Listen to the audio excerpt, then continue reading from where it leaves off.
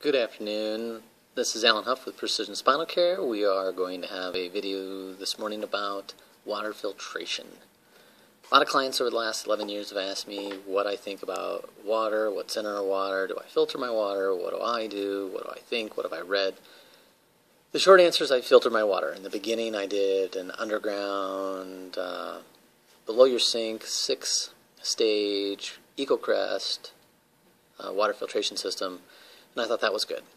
I learned that from Dr. Bruce West over in California. After I did that one, then I got a little more compulsive. I read a little more, I learned a little more, and I added on this huge thing called a Big Berkey. You can Google it, but it's a Survivor's water filtration system. It goes down to 1 micron, and you can do diatomaceous earth filtration, but it's supposed to be really good. And I added a fluoride filter and a heavy metal filter, and I thought, man, I must be doing really good.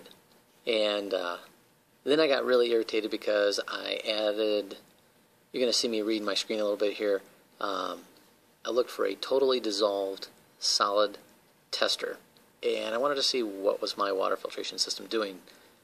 And the sad part was I had all this stuff in my water still. So then I got my little tester out and I went to work and I tested the water, and I tested other offices and I tested other cities because I travel in different satellite clinics. And I got more disillusioned. And so finally I got really frustrated, and I did what I told people I didn't want to do, and I finally bought in 2012, and I got a reverse osmosis system. The caution with the reverse osmosis system is it rips out everything, so you have to remineralize your waters. If you don't put minerals back in your water, you're going to subjugate yourself to a lack of any process in your body that uses any organically or trace bound mineral. If you need more information on that, give me an email at office@nuka.info, and I'll be glad to explain what that means or what I do, what I add to my water. This video is going to be too short to get into all that. Maybe I'll do another video on that. So finally 2012, that's what I do. One of the reasons, the more I learn, I watch the movie Flow. You can catch it on Netflix, you can probably watch it on YouTube, you can probably rent it, but 40% of all stomach viruses comes just from our table water. A couple years ago I listened to the National Public Radio interviews with the New York Times. Author was Charles DeWick, and it was 66 minutes long. He says in there, after he got the Freedom of Information Act, and he reviewed all the states and all the city municipalities and went through millions and millions of pages of information. He kind of consolidated it all down to a couple different reviews that totaled a little more than an hour. The short skivvy on that is going to be the following. He said in the Clean Out Water Act of 2004 to 2009, there were 500,000 violations. So in 5 years, that's 100,000. That's 250 violations a day, and less than 3% of those were actually fines that are punished. That's scary because that's water you and I drink, and we feed our children, and we cook with, and we bathe in. He said from the Fresh Water Drinking Act, 2,000 Americans get bladder cancer just from the chlorine being added to the water. I've never really wanted anybody to get bladder cancer. I can't imagine anybody wanted bladder cancer, but that's just from the chlorine. So people think, well, my water's pretty fresh, I've got that chlorine-y smell. You may want to think twice. There's 91 contaminants regulated out of the 60,000 ingredients. For instance, one of the ingredients, let's just pick, used in large manufacturing, arsenic. This is the most common topic at a Superfund site. Very dangerous. It causes lung, bladder, or even cancer. The EPA wants it at 5 parts per billion. They couldn't afford it. They couldn't get it. That's 1 drop in 100 drums of water. Right now they get it 1 drop in every 50 drums of water, and that by itself, just the arsenic, causes 3% of the bladder cancers. The U.S. has 54,000 water systems in the United States that comprise our water tables and what we drink city to city. If you just pick fluoride that's in our water, I'm not going to get into is fluoride good or bad as far as dentistry right now, but I'm going to just stick with fluoride in the water. Jeff Green talks about it. You can write him at greenjeff, as it sounds, at cox.net. He's a rancher who gets into the Citizens Water Drinking Act, and he cites that the water reports we get from the city, just for fluoride, for instance, are the free fluoride, not even the compounded fluoride. So that's not the sodium fluoride, that's not the hydrofluorosilicylic fluoride. That's a mouthful. But that's just the free fluoride. So the fluoride you see on the little line, if you go to the water table and you get it from the city, it is not representative of everything in your water. That's the point of the lesson. from a fluoride discussion with Dr. Osman. You can find him up online.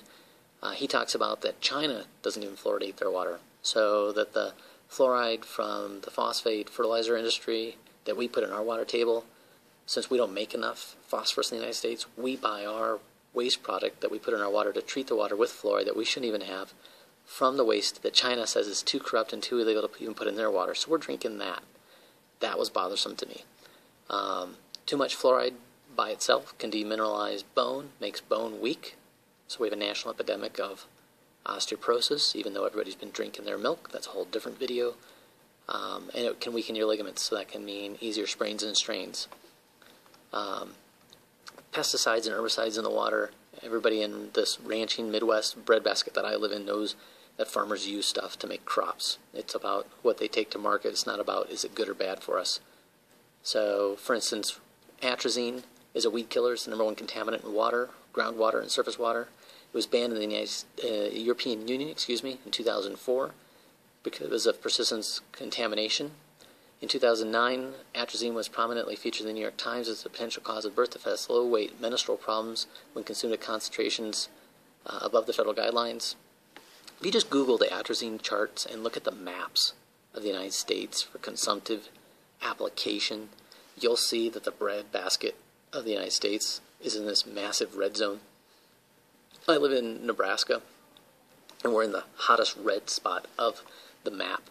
So we use more atrazine than any other place in the United States around where I live. The water table, they say you should have 3 parts per billion is unsafe.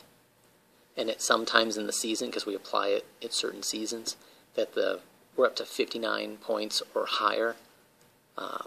That by itself. The EU doesn't use it. Canada doesn't use it. China doesn't use it. But that's just one example of just a particular pesticide. I want to get into paraquats and Roundup and all the other stuff. Those are all different videos probably if people want more information. But if you just wonder if it's good for you or what it does, just grab a pesticide bottle at a Walmart, Target, wherever you want, any store, and turn it over and read the warning label. If what happens to you when you apply it, what can happen?